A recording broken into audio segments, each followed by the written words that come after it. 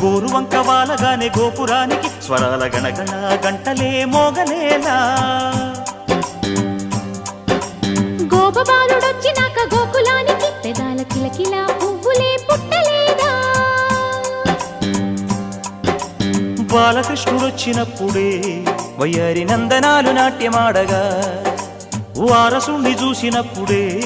వరాల వాంఛలన్నీ పల్లవించగా నందుడింట